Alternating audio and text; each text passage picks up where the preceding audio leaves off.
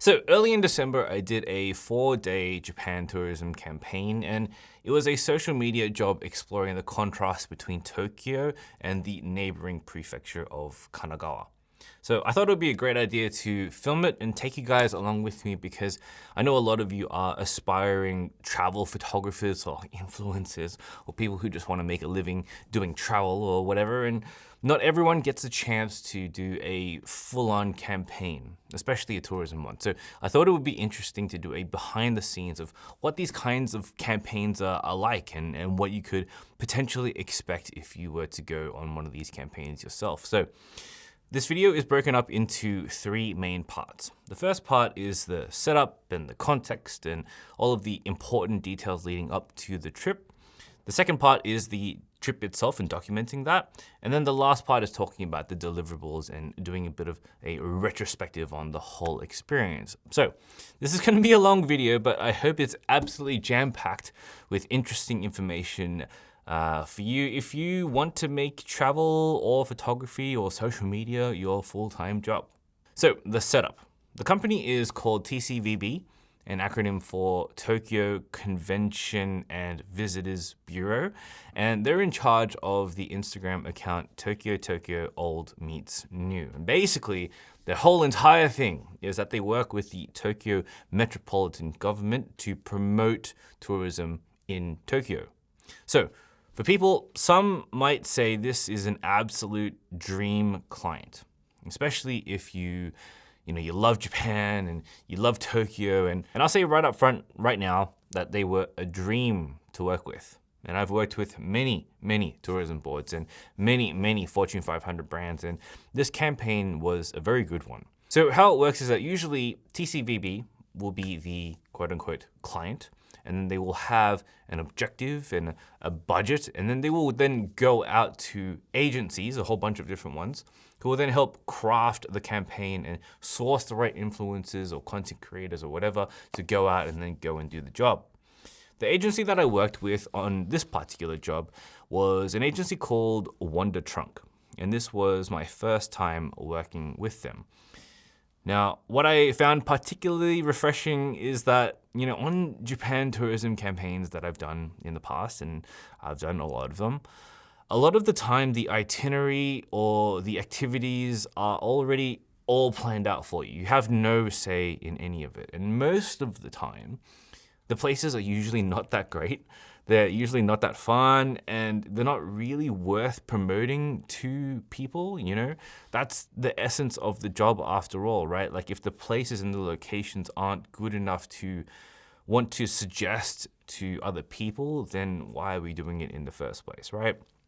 And then also the past campaigns I've been on, sometimes, the locations are not well timed to suit the conditions and the lighting and so on and so forth. And this experience was great, right? The agency allowed us to have substantial input, not only on the locations to go to, but also on the suggested times to go and shoot it as well. And I'll save the actual itinerary for later on in this video. But as an example, we were able to shoot a location during sunrise for the best light, which is amazing because most of the time, agency people aren't going to get up early. No one wants to get up early to get the good shots, right? So they won't go with us. But, 9 times out of 10, that's always going to yield the best content. So it is what it is.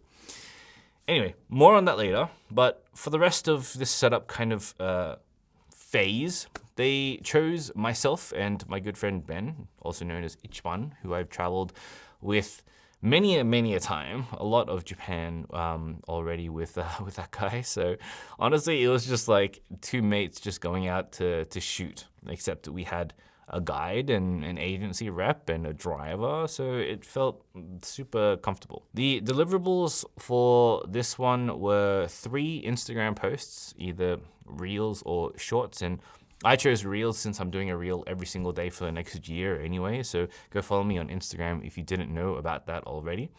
And the other deliverables were also a minimum of 3 frames, story frames, every single day for a minimum of 3 travel days. So the video that I'm doing right now, this video that I'm talking to you, is not part of the deliverables at all. This is just a video that I thought that you guys would be interested in hearing about.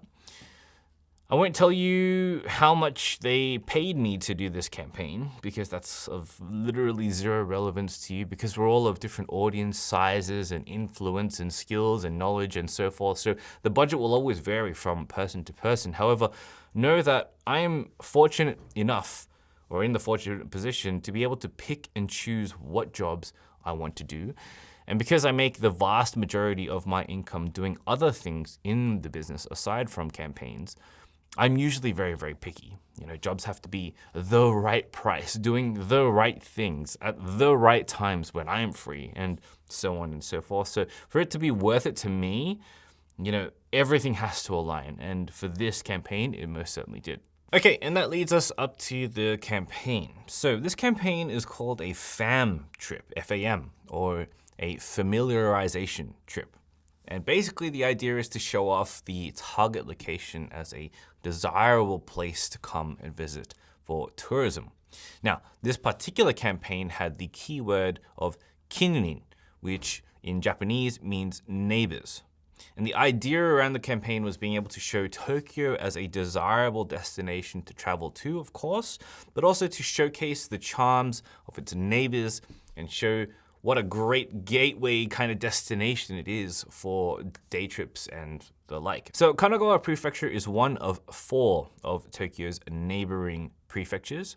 In particular, it is the southern one with Yamanashi to the west, and then Saitama to the north, and then Chiba to the east. Now, even though Kanagawa is home to Yokohama, which is Japan's 2nd largest city, and that's full of wonderful things to do and see and eat and what have you, the general idea was to explore the more like nature side of Kanagawa and then contrast it with the chaos of and craziness of Tokyo itself. And so we discovered a lot of Hakone instead. So Hakone is known as like an onsen town, and you have a tremendous amount of Mount Fuji views, and it's just super pretty, and you know there's lots of things to do and lots of things to see, and you know places to chill out and all these different things to do there. Wonderful place. Now, rewinding back 6 months, just briefly back to May, when they first contacted me, when the agency contacted me. Over the next few months, the job was really to outline the itinerary and like nail down what to do to showcase these locations, these areas. And I gave a ton of feedback and suggested a lot of locations that I've been to before and thought would be also attractive to people wanting to travel to these areas. And for the most part, aside from just a small handful of locations, most of the itinerary ended up being things that I ended up choosing for us, which was something that's very rare and I was really stoked about. In terms of the itinerary, the trip was structured so that day 1 and day 2 were mostly going to be around Kanagawa and mostly towards Hakone and kind of back and exploring, you know, nature and culture. And then days 3 and 4 were activities and experiences within Tokyo to then contrast the activities that we did in Kanagawa. So with that all said, let's dive into the trip itself and day number 1. Day 1. The first real photo shooting spot was the Hakone ropeway and the Hakone Moto Tsumiya Shrine. This is a place that I haven't been to before, but have always wanted to go to for a very long time, and it was super fun, honestly. It was very cool for the experience. It was, you know, a very solemn kind of shrine on top of a mountain, and it was full of Mount Fuji views everywhere, and catching the cable car to the top of the mountain was also super, super fun. After the Moto Tsumiya Shrine, we went down to Lake Ashi and went to the Hakone Shrine, or shot the Hakone Shrine. We shot it from, you know, the kind of opposite 7-Eleven convenience store that you can always shoot it from, that kind of area, but we also found a road up the mountain which gave us a little bit better of a vantage point and a little bit more of a unique kind of angle and experience when shooting the composition that has Lake Ashi and then Mount Fuji in the background and then Hakone Shrine sitting in the middle of Lake Ashi. Very cool. Shrine, Fuji, the combo. Day 2. Day 2, the first thing that we did was a sunrise shoot at Mount Taikan observation deck. This is a location I've been to many times because it is an absolute hotspot for car enthusiasts, motorbike enthusiasts, and so on. So I thought it would be a great location to wake up for the sunrise to go and shoot it. When you come to a place, it's like nice to get like a wide context setting shot, and then like a more narrow medium kind of shot that like gives a little bit more detail and texture to the place, and then like a very strong set of close-up shots for just to give more flavor to what you're doing and what the place actually looks like and feels like when you're there. So there's a lot of textures around here, like there's a lovely cloud formation coming down into the valley. So we'll get some shots of that. So at the moment I've got the 2x extender on the 7200, so I can get some nice like 400mm detail shots of the clouds and stuff like that. Tools like this are super great for being able to just zoom in on details that you might otherwise have not gotten. So the lights changed a little bit. First light has already finished and it's come down the mountain this way, so that you can see some of these other peaks are starting to light up too, and there's mountain range in the background over here starting to light up. And then now all of the lake is about to light up this bit right here. So just waiting for the light to change again and take more photos.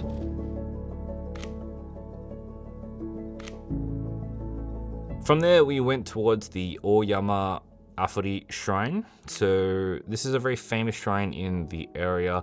You need to get the ropeway or the cable car up to the very top of the mountain. So we did that. At the very top, we had lunch at a very local and very humble kind of Japanese shop. And the shrine itself was gorgeous. It's not a shrine that I've been to before. I've been to the shrine next to it, but this one was quite lovely. Had a lot of different kind of things to see and do and places to explore underground and all these kind of things. It was a really nice shrine. After that, it was back to Tokyo, and the hotel for the night that we were staying in was somewhere that I've stayed in before. It's called Sequence in Miyashita Park in Shibuya, and it has this wonderful view of the Miyashita Park top level. And you can kind of like, if you get the right room, you can also frame the entire Shibuya city in this one gigantic window. So it's actually super nice. Day 3. Day 3 was a day full of experiences within Tokyo, specifically ones that I actually haven't done before, so super excited about that. And the first activity of the day was a sumo tour at Ajigawa Stable. So in this tour, we are able to see the sumo training and see what kind of activities and exercises they do to train up.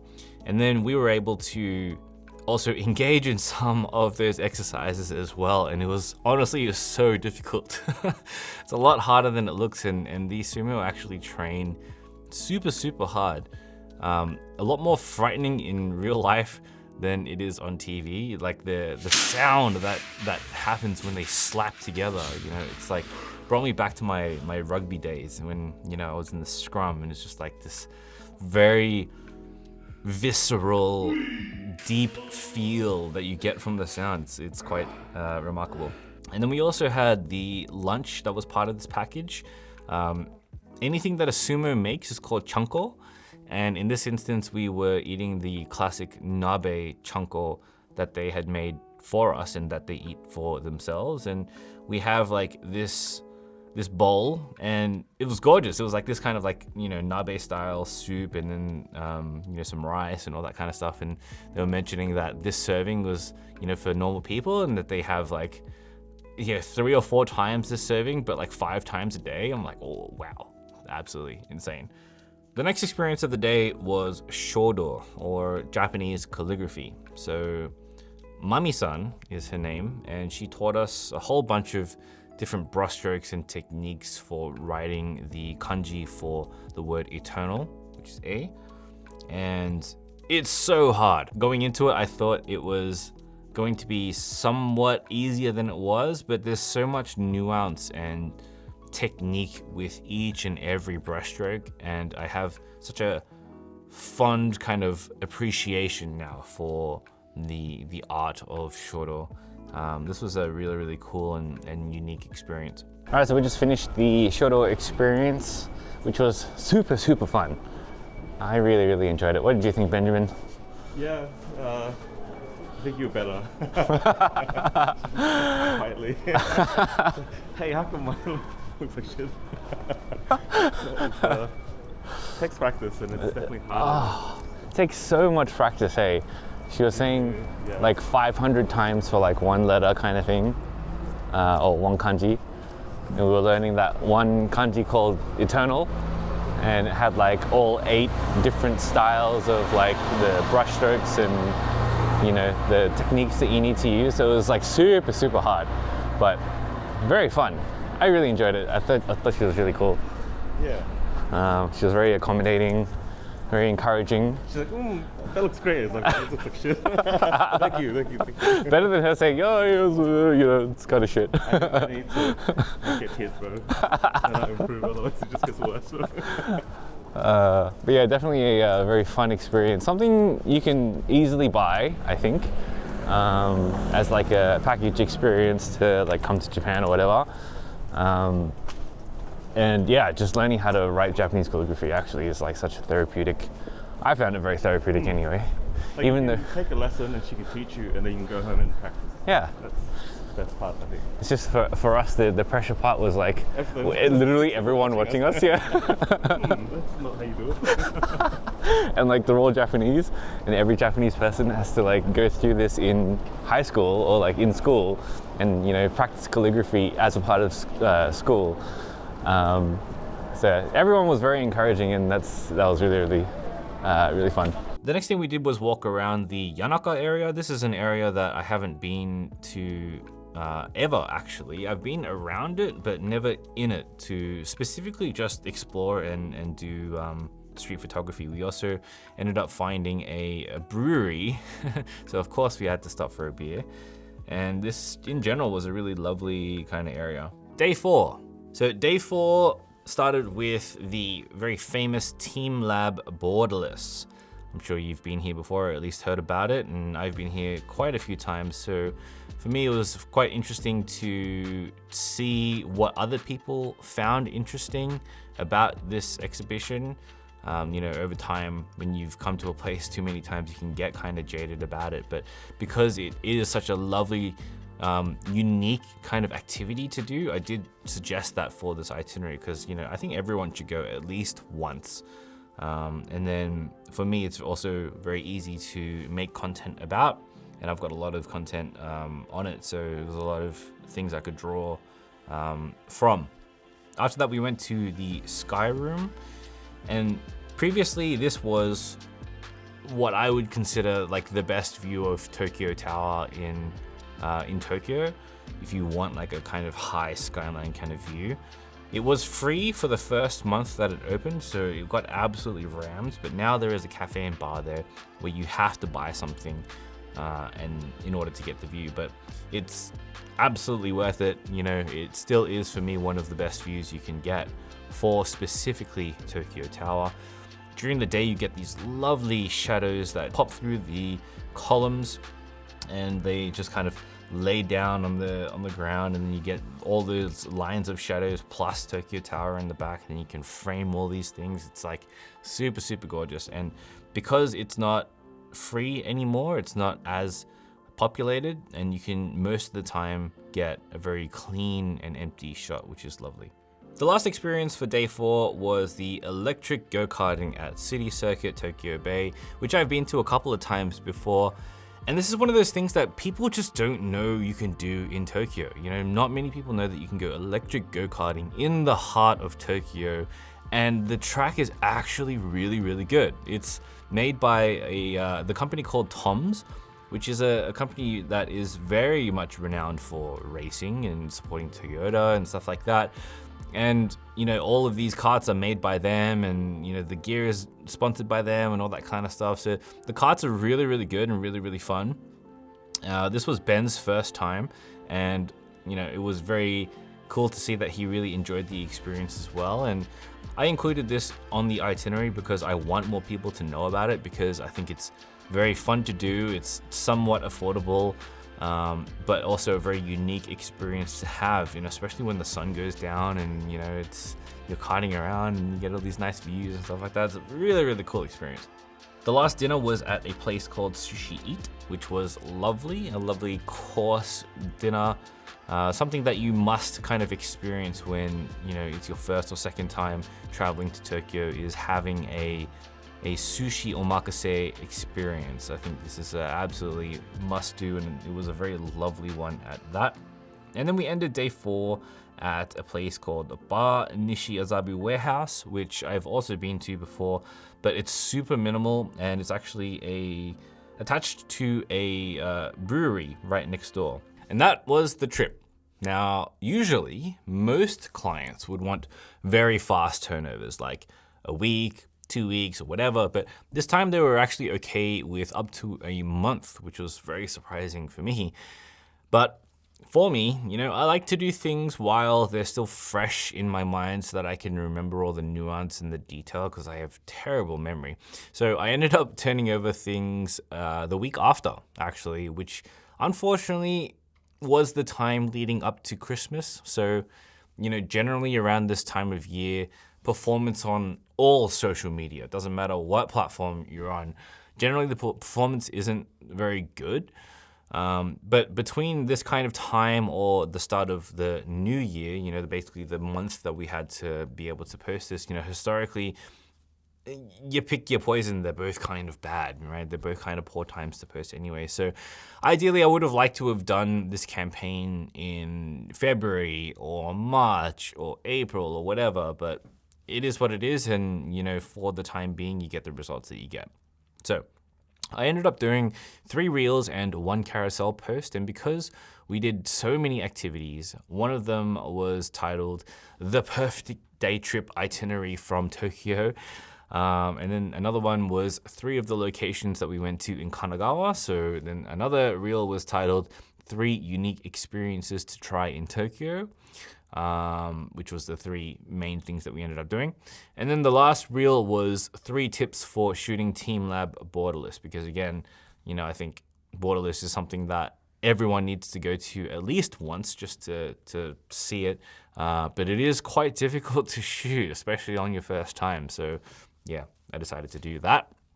And then my last carousel post featured all of the locations in Kanagawa, since I found them pretty nice in terms of aesthetics to shoot and very easy to showcase, far more than the more experiential things we did in Tokyo. So I've thrown up the videos and the images I ended up posting while I'm talking about this. But if you want to see all of the full versions, then head over to my Instagram to go and take a look. And yeah, overall, that's kind of it. You know, honestly, the posts, they performed quite average, I would say, but decent considering the time of year. I think I actually did quite well for the time of year. And as far as I can tell from the feedback from the client, the content was at least satisfactory. So overall, a success in my books, you know. I ended up doing more than what was required and may even do more bonus content perhaps in January, just because I really enjoyed working with this client, and the subject matter really fits with the aesthetic and the vibe and the interests that I have as a creator, as a person who loves Japan and wants to showcase Japan to other people. But yeah, overall, great experience. You know, I've been on campaigns that have been completely chaotic with no plans and little itinerary and little thought to traveling from spot to spot to spot and little thought about how things meld together. But this campaign was the complete opposite. Everything ran smoothly, all the food and accommodation and travel considerations were buttoned up and ran well, and it was a great experience to do this campaign. So A big thank you to TCVB and Wonder Trunk for organizing such a great campaign, and I hope to do another one with you guys soon. And for you, thanks for sticking around. I know it was a very long video, but I also hope that it was one that was full of useful information and value. And I'll see you in the next. But until then, get out there and make something that matters. Peace.